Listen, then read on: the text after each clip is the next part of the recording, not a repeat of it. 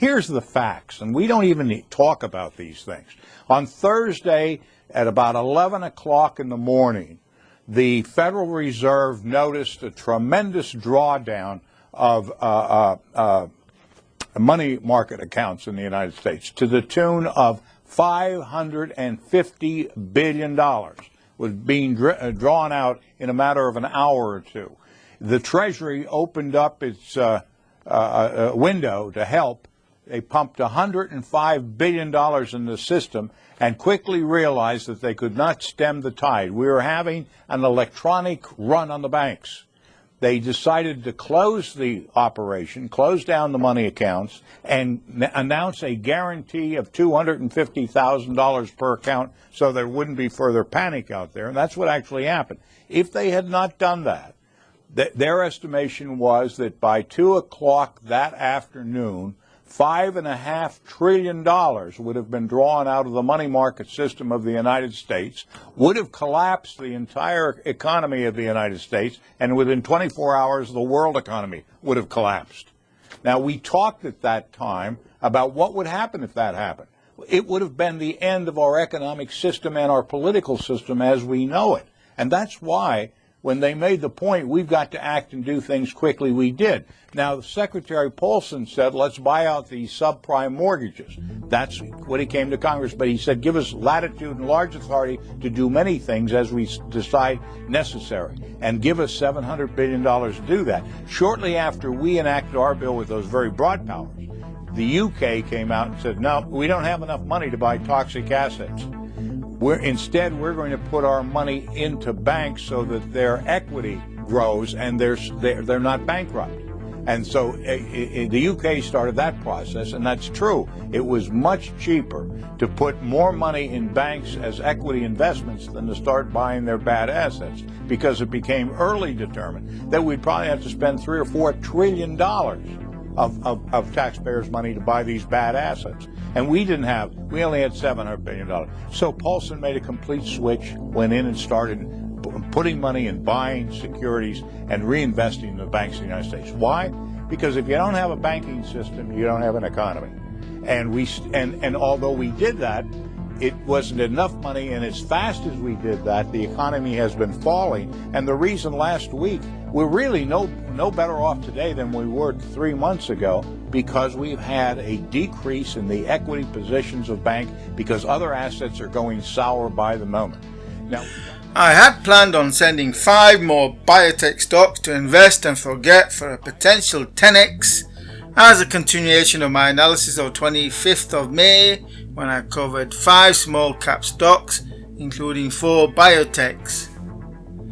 However, instead, for the past few weeks, I have been focused on adding meat to my decision of the 17th of June to disinvest my AI stocks portfolio by reducing it by some 38% to date. Having sold, for instance, 50% of Google's shares, that's Alphabet, 70% Facebook, 100% of Amazon, 100% of Nvidia, 100% of IBM, and I'm contemplating further selling, given that the stocks are overvalued and many divergences are taking place in the markets, which were giving me flashbacks to 2007, i.e. the financial crisis, 2000 and the dot-com bubble burst, and even 1989 Japanification, as we appear to be in a mix of all 3 bubbles to varying degree. Though this does not mean that a market top is imminent, it's just that we won't know a top is in until after the fact. Anyway, I had to de-risk to be able to sleep more comfortably at night, and also to let my patrons know what I was going to do. And this analysis now seeks to illustrate why, as stocks are rising into a high risk environment with complacency and high stakes gambling rules, for which we only need to look at the likes of Cathy Wood's funds, GameStop, and a crypto bubble that topped in April, but still over leveraged vested interests cling on to Bitcoin, having already bottomed around 30k, with highly convincing commentary spewed to the masses such as the stock to flow and halvings, institutional interest, as I covered in my in-depth analysis of 15th June, Bitcoin bear market trend forecast 2021 and model crypto portfolio buying levels, which to me, despite the 50% drop to date, the cryptos are still in a bubble with much further downside to come, given the amount of leverage and further exaggerated by the likes of Tether, the £62 billion Ponzi scheme that provides daily liquidity to the crypto markets. So, for that analysis, that comprehensive in-depth analysis that took me 3 weeks to write, and the rest of this analysis, which this is an excerpt from, then do consider becoming a patron by supporting my work for just $3 per month for ahead of the curve analysis. You don't know how big of a bubble you're in until after it bursts. A handful of stocks are driving the indices higher. Apple worth $2.3 trillion, Microsoft $2 trillion, Amazon 1.8, Google 1.8, Facebook 1 trillion. Even the overpriced pile of poop called Tesla came close to being valued at $1 trillion. We're definitely in a bubble. You only need to go on YouTube and watch the to the moon videos of Cathy Wood. Literally everything's going to the moon because they're barely out of puberty, quantity create to be so. 500k Bitcoin, are you blooming crazy? Bitcoin, I mean, you at one point, I think back in April, told Dow Jones that it could go to about $500,000. Do you still hold that target? Do you still think that's where we're headed? We do. I do. Yassine El Mandra is our crypto analyst, and we go through soul searching times like this and scrape the models. And yes, our conviction is as high. This is clearly a major warning sign of an unsustainable trend when indices are ruled by such a small clique of tech stocks, where the greatest similarities with the dot-com bubble in terms of valuation of stocks that actually produce revenues, unlike the largely worthless dot-coms of that time. A good exercise to perform is to work out what would your portfolio be worth at 20 times earnings.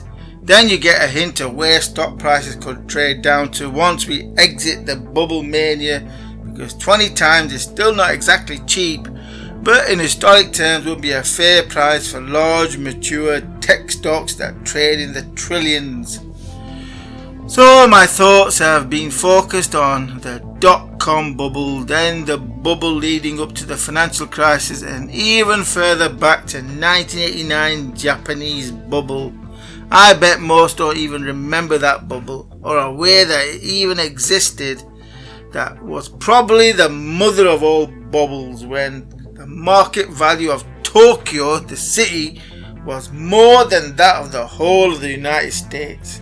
And hence, in the lead up to which we got a string of movies appearing that painted a picture of the future belonging to Japan, much as today's movies paint an alternating picture between the future being owned by the tech giants and China.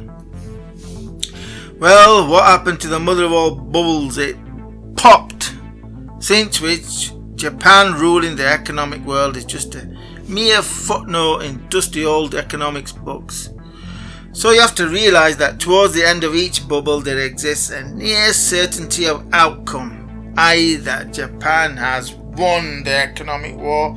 It's game over for the United States. Japan has won. Much like we are building up to game over for the United States, and so the 21st century will belong to China. So I'm sat here placing myself back into 1980s when no one could see that rather than Japan winning and owning the future, that this was it, the beginning of the end of the Japanese economic superpower. No one could imagine Japan was about to enter 4 decades of stagnation and a massive bear market. If anyone suggested such at the time, would be seen as being stupid. It was impossible impossible for Japan to enter into 4 decades of stagnation. Are you crazy? An economic decline from there. But that is what happened. China. They may be on the brink of becoming the next Japan. So rather than owning the future, this may be as good as it gets for China. You can see the signs of this in the stock prices that trade at deep discounts to Western stocks. Why? It's because that is the real value of the Chinese economy. Chinese stocks aren't cheap. It's that the perception of what China actually is, perhaps overvalued by several orders of magnitude, which will only become apparent with the benefit of hindsight, and why I suggest don't follow the likes of Kathy investing fool Woods into making the mistake of buying Chinese stocks. Which brings us to our elephant in the room, AI tech stocks.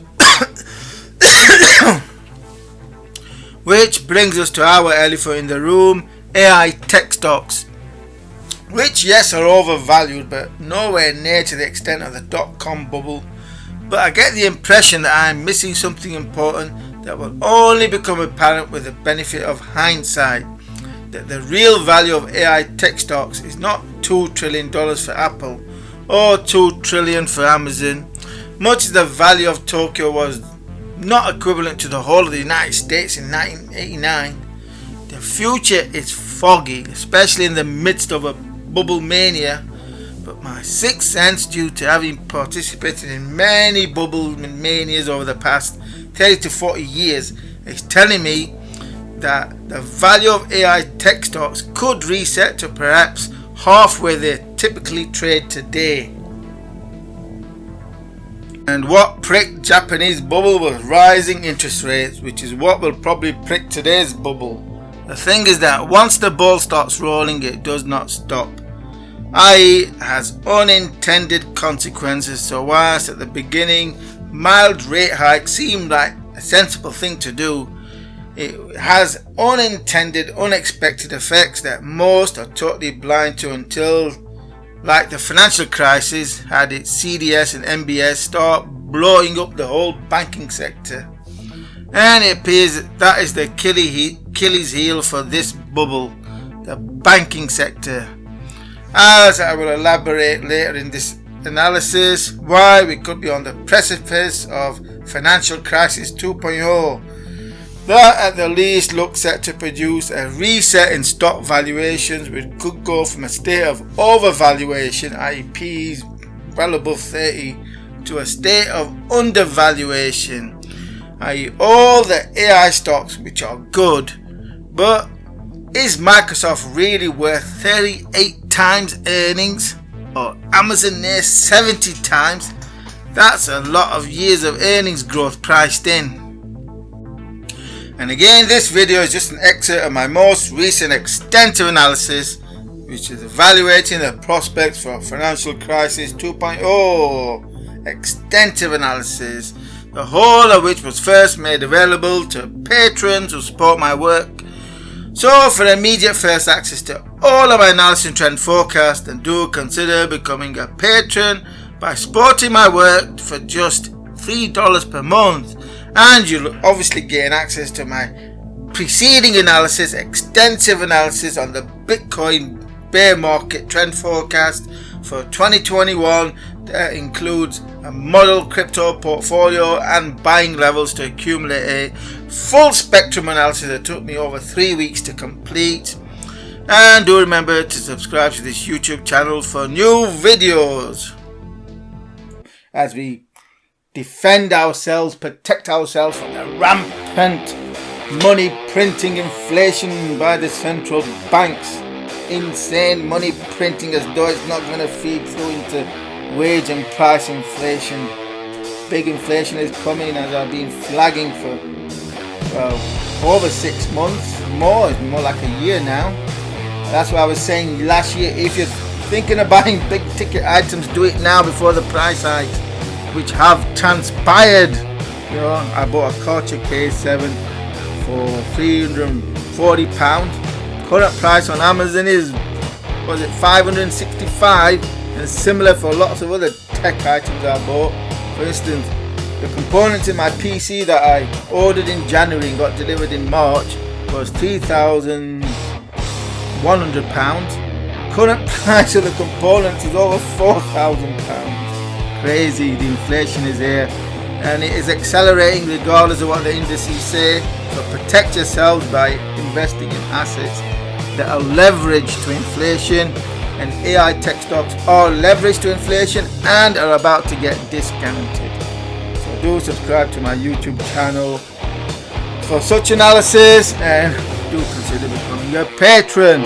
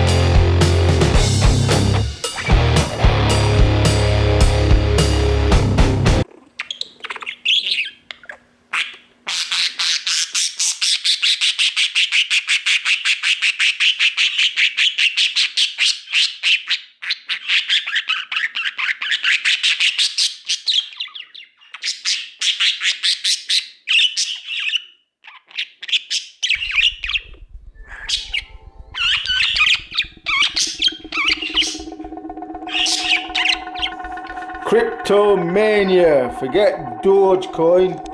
Today I'm going to be mining Budgie coin. What you need is a budgie. Just need one budgie to start crypto mining with Budgie coin. Ooh, that's an angry bird. Eh? You're angry today, Mr. Green. So, this is how you mine Budgie coin. Get rich, get Dogecoin.